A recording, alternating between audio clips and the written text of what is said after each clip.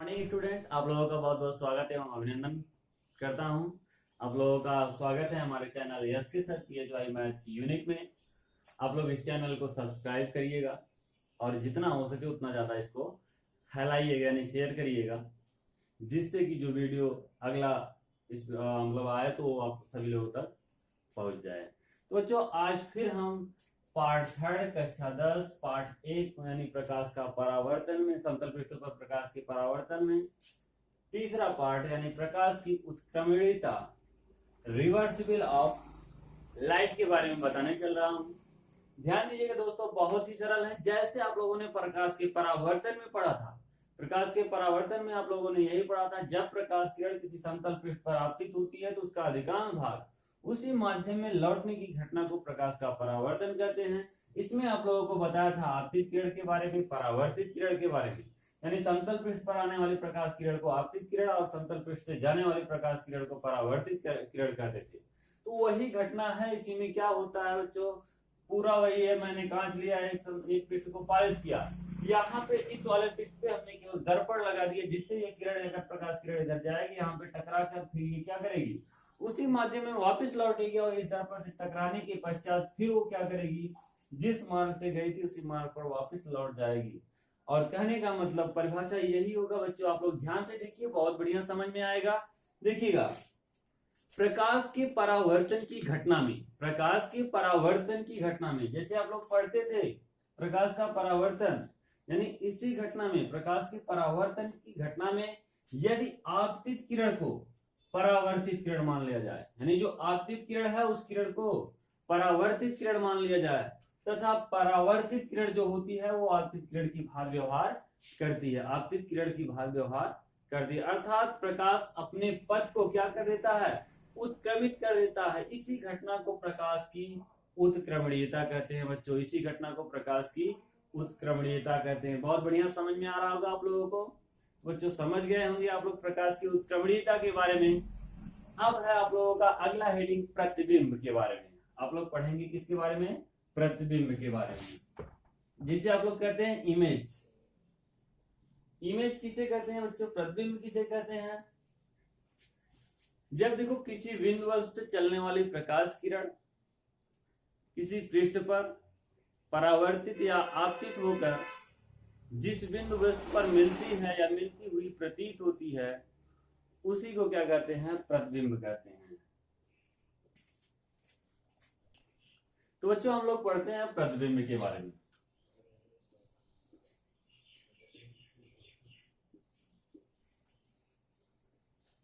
English में कहते हैं इमेज।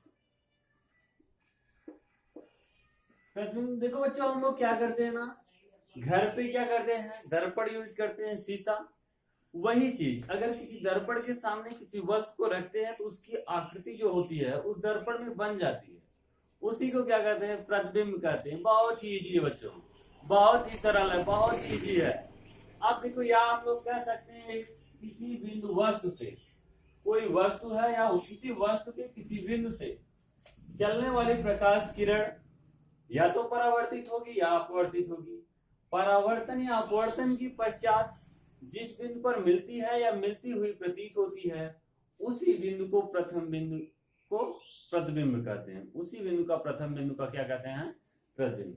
देखो बच्चों, किसी मान लो कोई भी दर्पण है, समतल ही दर्पण है, कोई दर्पण है, किसी बिंदु वस्तु से चलने वाले प्रकाश किरण जब इस पे पड़ेगी तो परावर्तन के पश्चात तो ये किरणें जहां पे कट करती हैं या कट करती हुई प्रतीत होती हैं, उसी को क्या कहते हैं, प्रतिबिंब।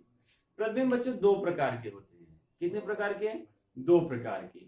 एक होता है वास्तविक प्रतिबिंब, दूसरा होता है आभासी प्रतिबिंब। तो दोनों के बारे में क्रमवाइज देखते हैं।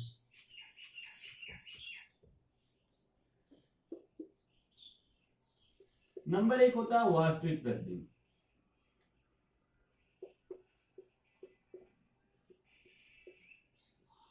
नंबर 2 होता है आभासी प्रतिबिंब।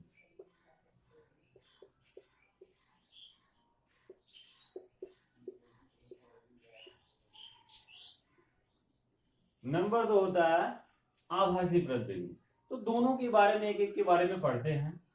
वास्तविक प्रतिबिंब क्या होता है, जब देखो किसी बिंदु वस्तु से चलने वाली प्रकाश की किरण परावर्तन या अपवर्तन की पश्चात किसी दूसरे बिंदु पर वास्तव में मिलती है, उसे क्या कहते हैं? वास्तविक प्रतिबिंब कहते हैं। और वास्तविक प्रतिबिंब को बच्चों पर्दे पर प्राप्त किया जा सकता है। वास्तविक प्रतिबिंब को पर्दे पर प्राप्त किया जा सकता है। दूसरा देखते हैं बच्चों, आभासी प्रतिबिंब।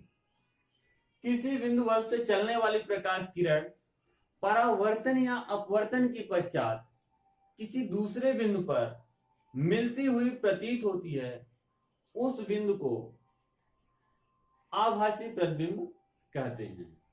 आभासी प्रतिबिंब को पर्दे पर प्राप्त नहीं किया जा सकता, बल्कि इसका फोटो लिया जा सकता है। अब बच्चों हम लोग पढ़ते हैं दर्पण के बारे में। अगला हेडिंग क्या है? दर्पण,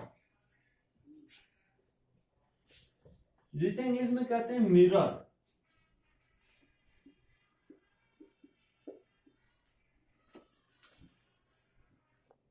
तो बच्चों हम पढ़ते हैं दर्पण के बारे में। दर्पण किसे कहते हैं? देखो, जब कोई परावर्तक पृष्ठ होता है, परावर्तक पृष्ठ, मान लो कोई परावर्तक या पारदर्शी माध्यम होता है। कैसा माध्यम? पारदर्शी माध्यम होता है। पारदर्शी माध्यम जिसमें आर पार क्या हो? दिखाई दे। आर पार दिखाई दे, कहने का मतलब कांच हो। जब इसकी एक भाग को क्या करते हैं? पॉलिश करते हैं या कलाई करते हैं या लाल ऑक्साइड से पेंट करते हैं। तो जब एक तरफ पॉलिश कर देते हैं तो ये कलाई किया हुआ पृष्ठ, दूसरी तरफ क्या हो जाता है? परावर्तक पृष्ठ। यानी जो निकाय प्राप्त होता है उसी को हम लोग क्या कहते हैं? दर्पण कहते हैं। आई बात समझ में?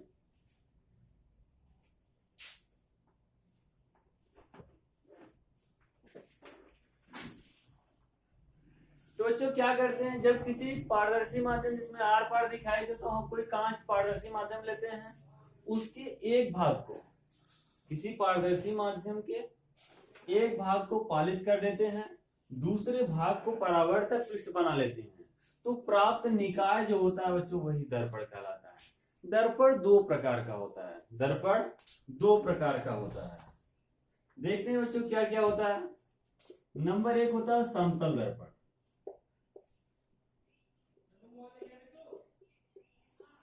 और दूसरा होता है गोलीय दर्पण।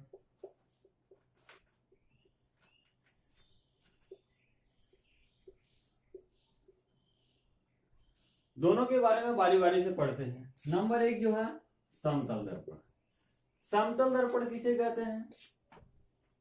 देखते हैं बच्चों, ऐसा दर्पण, ऐसा दर्पण, देखो दर्पण कब प्राप्त होता है? जब किसी हम पारदर्शक माध्यम को क्या करते हैं?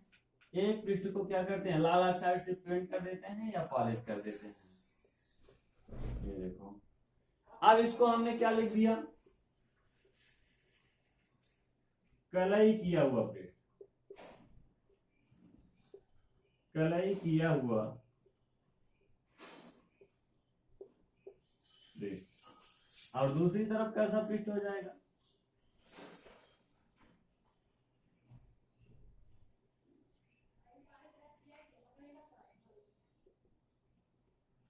दूसरी तरफ हो जाएगा परावर्तक पृष्ठ।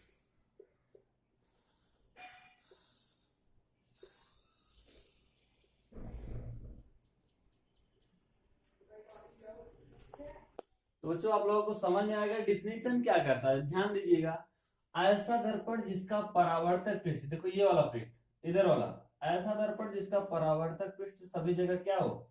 समतल हो, तो कैसा दर्पण कहलाता है? समतल दर्पण।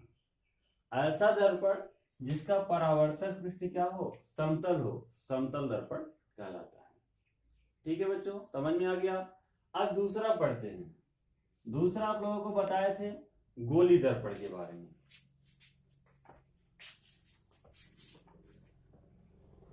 गोली दर्पण की भी डिफिनेशन सेम है। ऐसा दर्पण जिसका परावर्तक पृष्ठ क्या हो? गोलाकार। इसमें क्या होता था? समतल होता था, कहते थे समतल दर्पण है। अब इसमें क्या हो? ऐसा दर्पण जिसका परावर्तक पृष्ठ क्या हो? गोलाकार हो, गोली दर्पण कहलाता है। या दूसरी डिफिनेशन कहते हैं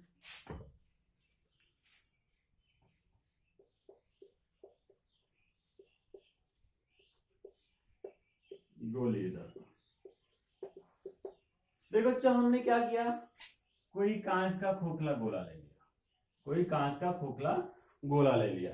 अब उसके एक भाग को हम क्या कर देंगे, काट देते हैं। उसके एक भाग को जब हम काटेंगे तो हमें इस प्रकार का दर्पण प्राप्त होगा, यानी गोलाकार का। इसको क्या करेंगे, एक भाग को पॉलिश कर देंगे या कलई कर देंगे, ठीक है। तो दूसरा हमें क्या प्राप्त हो जाएगा, ध्यान दीजिएगा फिगर में, ये हमारा हो गया क्या, परावर्तक पृष्ठ।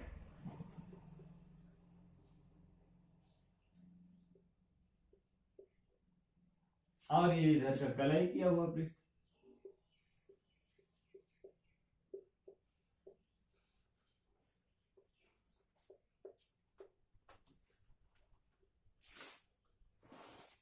कलई किया हुआ पृष्ठ।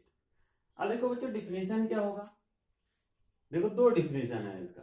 या तो आप कह दीजिए यदि किसी कांच की खोखली गोले को काट कर, तो हमने क्या किया, पहले कांच का गोला बनाया, उसको काटा, उसको काट कर उसके एक भाग को पॉलिश कर दिया जाए या कलई कर दिया जाए और दूसरे पृष्ठ को परावर्तक पृष्ठ बना लिया जाए, तो प्राप्त निकाय जो होता है वो क्या होता है, गोली दर्पण कहलाता है।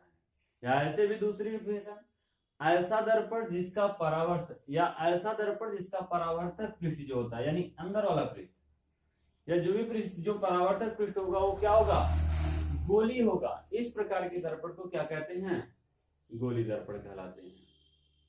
इस प्रकार के दर्पण को गोली दर्पण कहते हैं। तो जो अब थोड़ा सा इसके बारे में हम लोग अगले चैप्टर में विस्तार में पढ़ेंगे। अब ये चैप्टर समाप्त होने वाला है, 2 हेडिंग और बचा है। अब हम लोग जान लेते हैं समतल दर्पण पर जो प्रतिबिंब प्राप्त होता है वो कैसा प्राप्त होता है। समतल दर्पण पे जो प्रतिबिंब प्राप्त होता है वो कैसा प्राप्त होता है।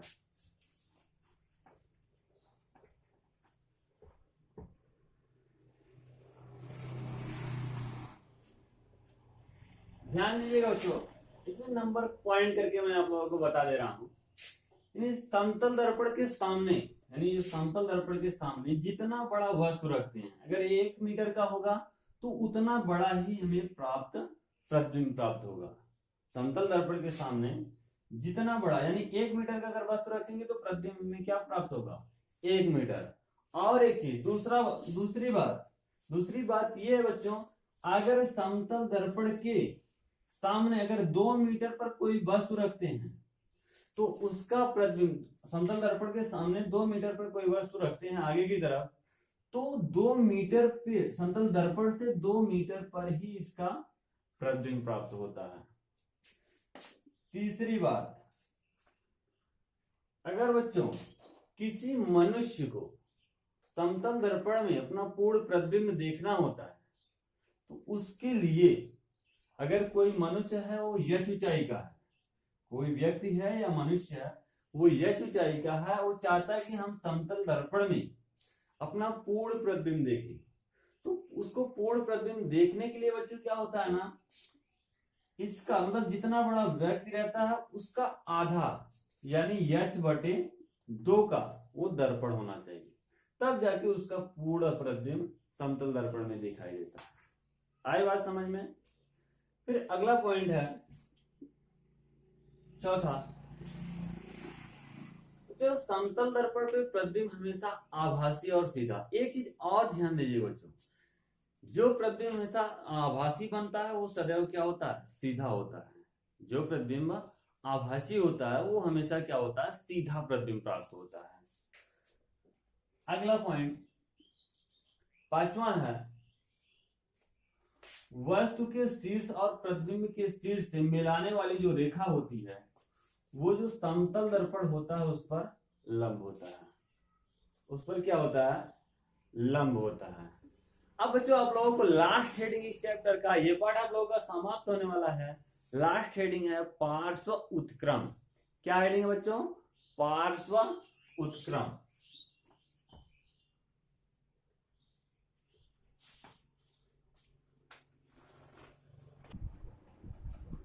देखो बच्चों अब हम लोग पढ़ने चलते हैं पार्श्व उत्क्रमण के बारे में, यानी लेटरल इन्वर्जन के बारे में।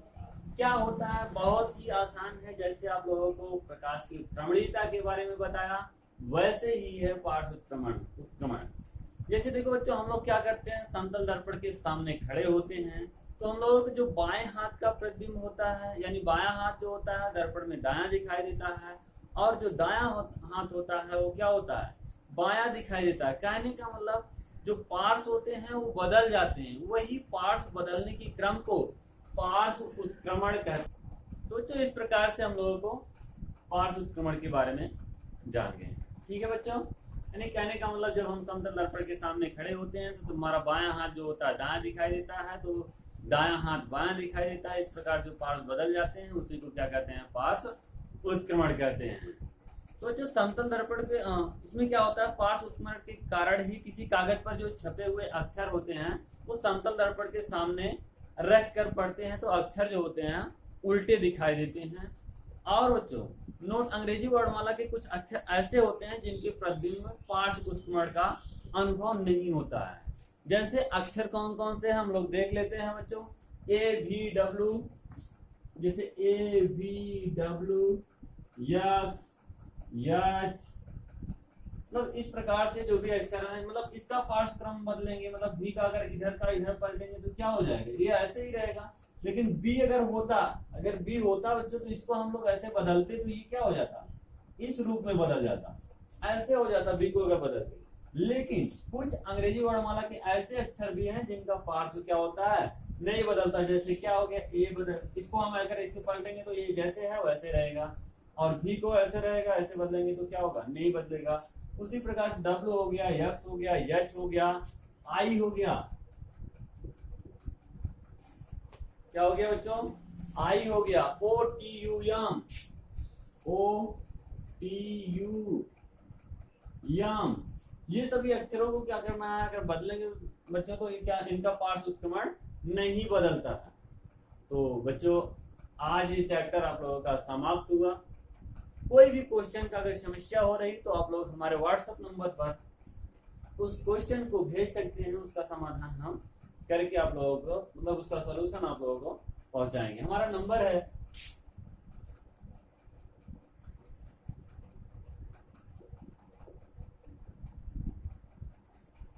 इस पार्ट में कोई भी समस्या हो रही है आप उसको हमारे पास भेजिए, इस नंबर पे व्हाट्सएप करिए, ये व्हाट्सएप नंबर है, और आप लोगों का सोल्यूशन इस पे प्राप्त या वीडियो के द्वारा आप लोगों को प्रोवाइड किया जाएगा जो क्वेश्चन होगा।